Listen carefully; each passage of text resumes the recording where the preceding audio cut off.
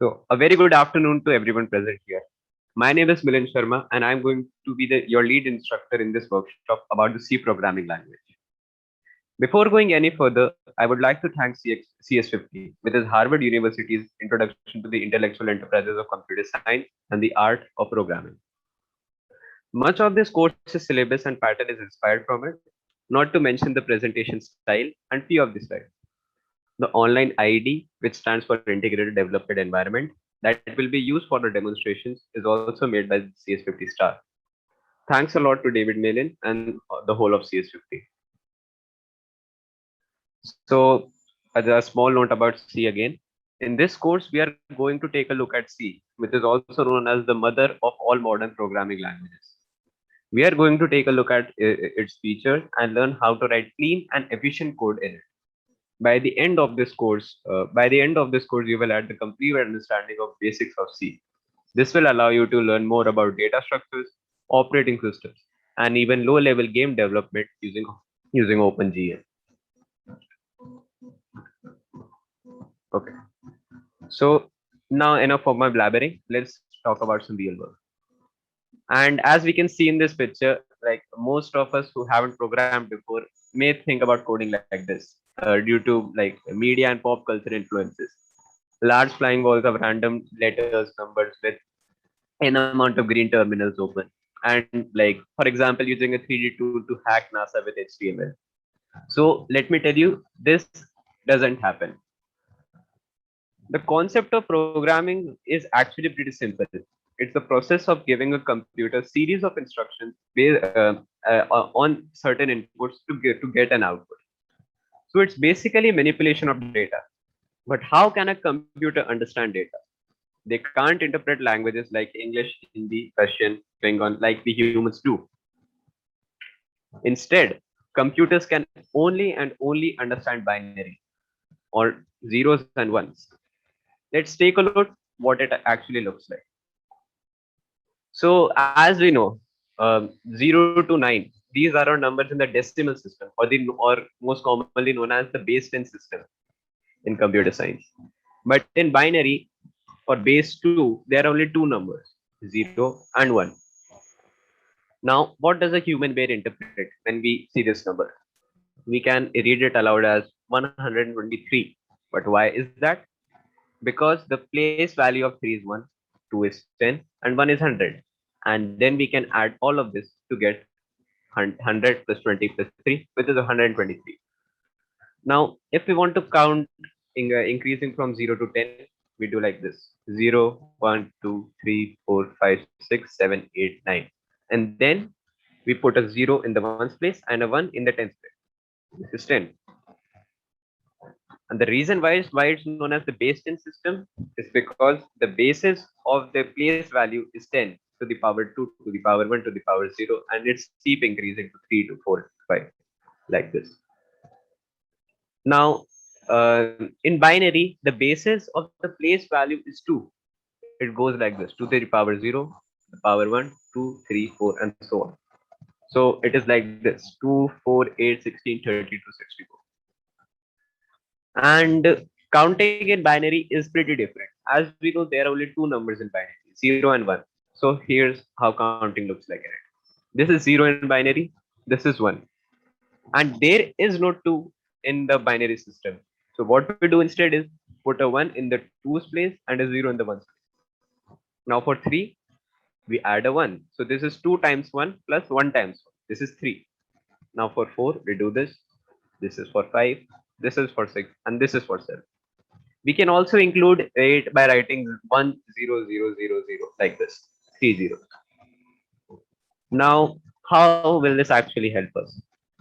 Let's talk about bit. It's the smallest value of storage that a computer has.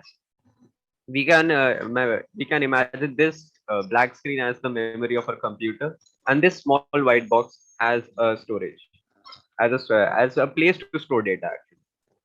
And this can only have a value of 0 or 1, and 0 or 1. So we cannot achieve much by just zeros and ones. So we use a much bigger data storage value known as a byte, which consists of 8 bits.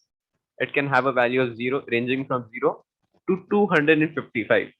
As we can see, if we add all of them up, we get 255. So how will this help us again? So if we talk about the internet, how can the internet identify every computer? Like we have our home addresses in real life. The internet has the IP addresses. Right? More accurately, every computer has its own unique IP address, and this is a standard IP address, which is 172.16.254.1. So it is a 32-bit IP address, or IPv4, as we say. It consists of four 8 bits number, 8 bits or 1 byte. So there are 4 bytes in it. So as we saw earlier, a byte can have a maximum value of 255. So the theoretical limit of the highest IP value is 255.255.255.255. And this knowledge of bytes also help us in ASCII.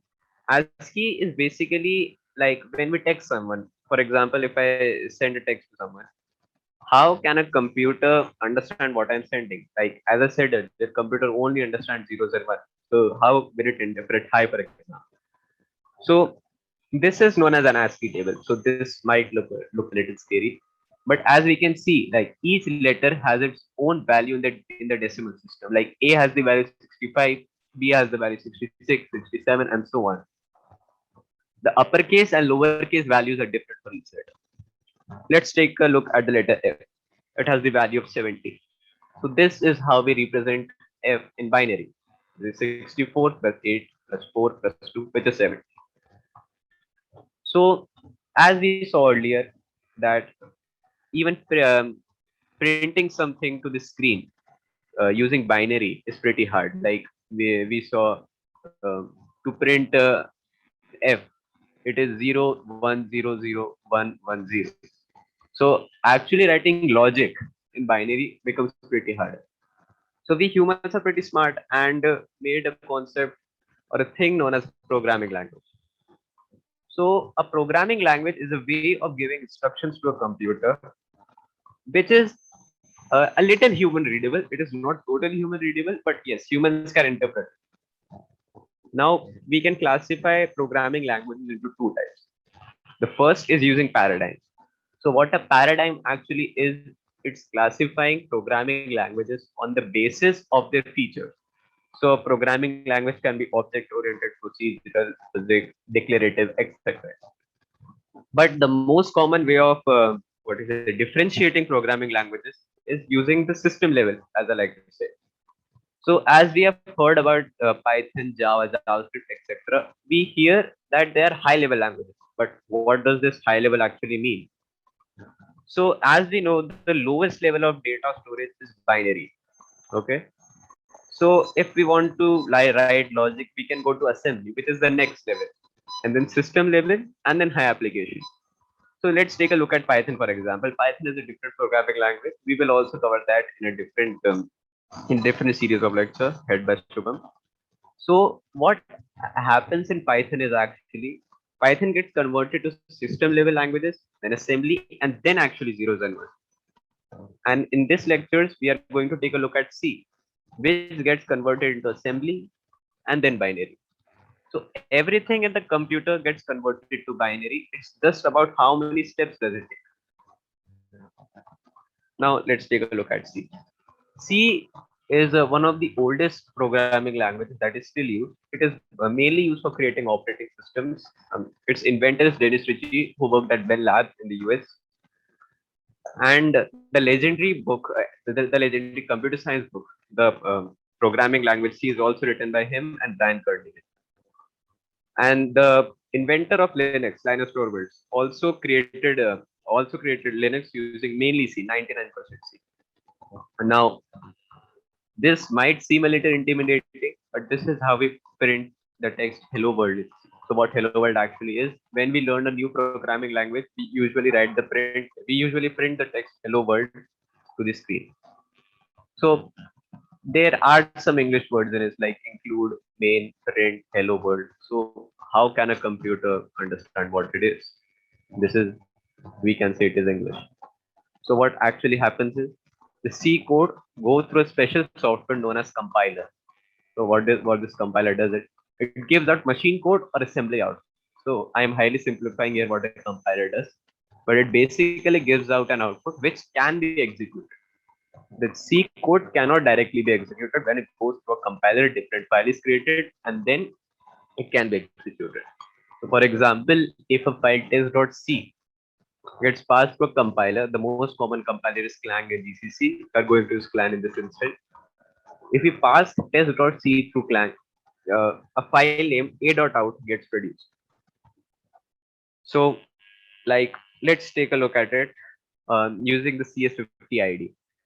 So, what the CS50 ID actually is, it's an integrated development environment, or most commonly known as IDE, like in its name. So, we can go here. Okay, so one prerequisite is you need to have a GitHub account. So, you can easily create a GitHub account. This might be your homepage.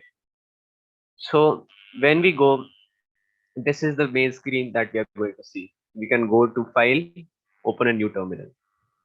Okay, so a little bit of a Unix introduction. So those who have taken the cybersecurity class in the morning may know this. So this is the root directory, which is the main folder. Okay. So if I want to create a different folder in this, there are two ways. Either I can go this and then a new file or folder, I can do that. Or one way to do this easily is mkdir, which stands for make directory. Okay, we can do like this: cryptex path. A directory named cryptex path is created, and then we can create files like create files using touch. So touch is a simple command which can create a file like test.c. If I do this, a file named test.c is created, but it is created in the root directory, not in the directory that we named cryptex path. So I will just delete it here. So to change directories, we use the cd command, which is change directory, and then go to this cryptex path. So for those of you who don't know why I'm using quotations mark, it is because we can't have spaces in a folder's name. So for example, if I do like this, it says too many arguments because the cd command can only have one argument. So one thing that we can do is we can have a dash in our name. So we can have a dash in our name, but that doesn't seem like true. So we use a data type known as string, or string is basically a series of characters. So a string is always in quotation marks. So I can do this, and the directory is changed to cryptex path, as we know, as we can see. So I will create one more directory. I will name it L00, the lecture one. Then I will change the right directory to it. Now I can clear the screen by writing clear. Now let's actually print hello world using C. I can create a file named touch hello.c. A file named hello.c is created. So if I double click on it, a file is created. So I can just drag the terminal down here. Okay, so I'm going to write some text here. Just ignore it for a while. I will make sure that every one of you understands it. Okay.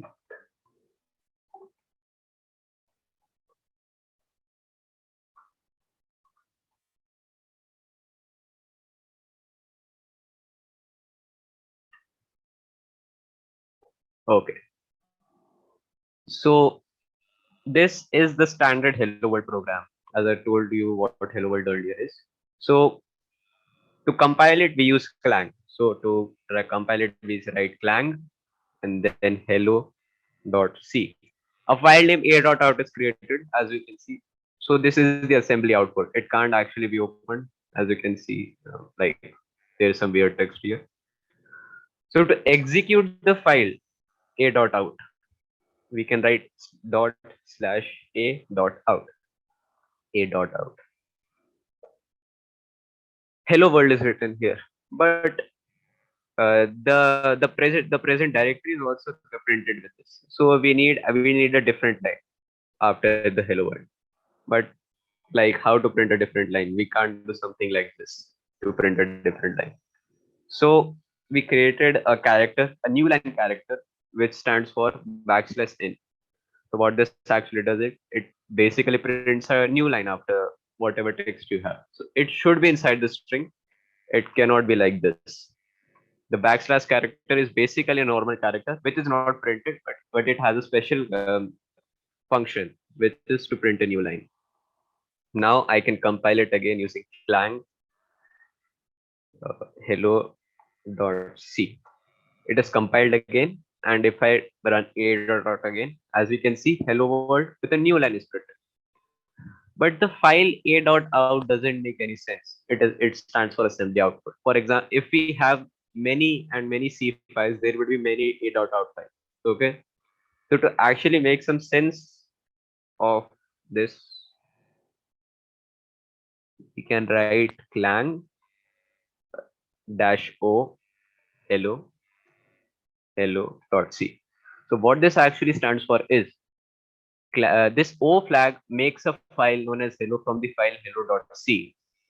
Now, if I execute it, a file name hello is created. Now we can delete the a.out file. So just a minute, I can clear the screen.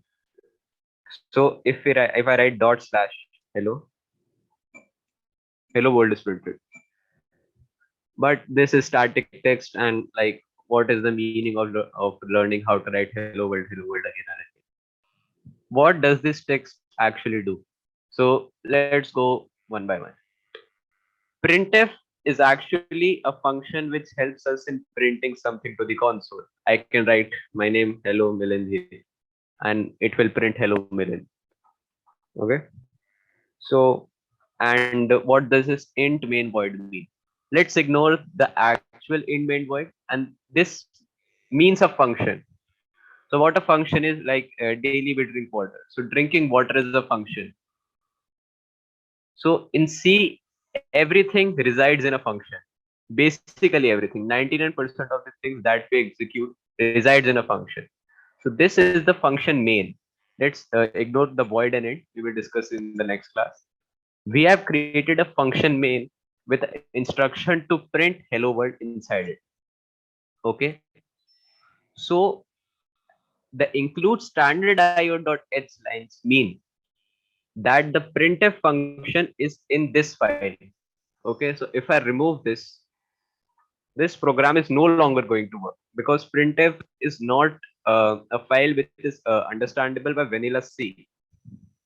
So the printf function is in this file, standard io.h. Okay, standard io stands for standard input and output, and the h.h stands for a header file. So include basically means include an header file named standard io.h with every function in it. One of those functions is printf. Okay, so I can write here like hello Milind, and I can just compile it again. Clang dash o hello.c.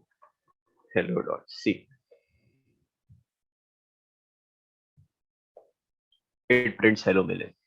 So if I have to write a different name here, I can write Shubham Jasraj like this. Okay, so I am changing the actual text in the printf. So the value of a single type is varying. Okay, like the name is varying. My name is varying, then the value is varying to Shubham's, Jasraj, and etc. Okay, so how can we improve this? Like actually changing the text again and again and again is not pretty good, if I say so. So what we do is we use a concept known as a variable. So what a variable actually is, I can just present this here. Okay. So as we saw earlier, like if I have to print my name hello Milind, it's like this, then hello Shubham, then hello Jasraj. So the text after hello is changing. We can improve this. So if we think this black screen again as the memory of a computer, we can create a black box in it. This box is basically memory that has a name. Okay, so the name of this memory space is name. We can identify this memory space as name. Okay, and the value in this is changing again and again, like within Shubham, Jasraj, like this. So in C, we can write this as name and then million. But we need to also define the data type of the value that is in the variable. What does the variable actually mean? Variable means a piece of memory in the computer storage which is again and again and again changing. The value is varying. So the data type of my name is string. A string. A string is a series of characters, and a string is always in double quotation marks. So if I want to write my name, as we can see, the value keeps changing. If I want to write my name, I can write it like this. So let's actually compare it. I can write it like this. I can write string name equals to million, like this. And then I can write percentage s, comma, name. So what is this percentage s?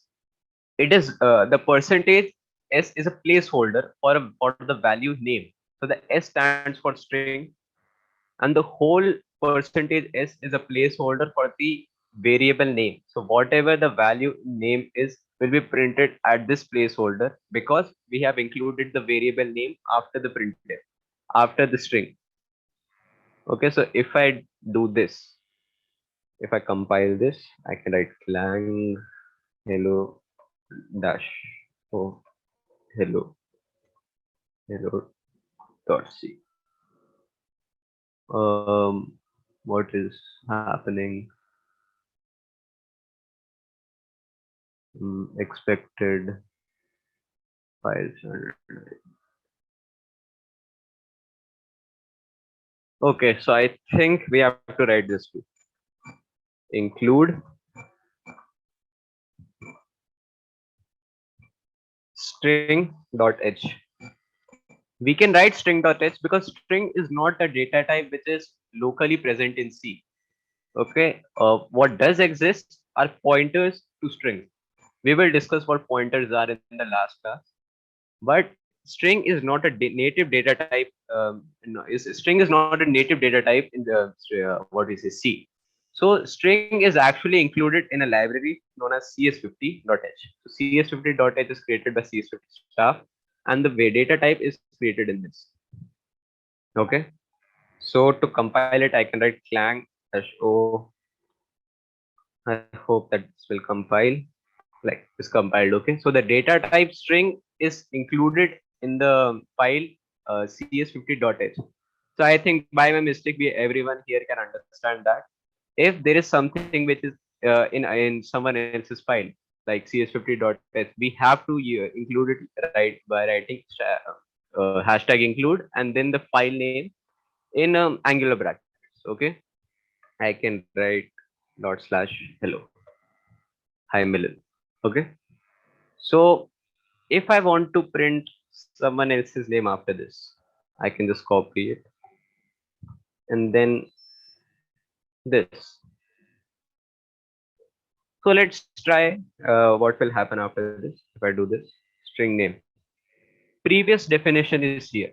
So what is actually wrong here is when we declare the data type of the variable, we are actually creating that black box that we talked about. The space in memory. Okay.